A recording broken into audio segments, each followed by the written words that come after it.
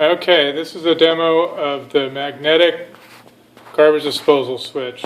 After making these nice wood countertops, I couldn't bear to drill a hole for a switch in there, and I wanted something really close. So I got a small reed switch that goes up underneath the countertop. It's connected to a relay that powers the relay, and then the relay turns the thing on, the garbage disposal on. And now all I have to do is move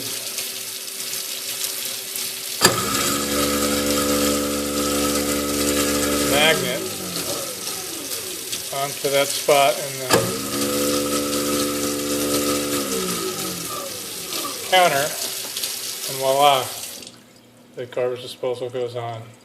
No marks, very easy.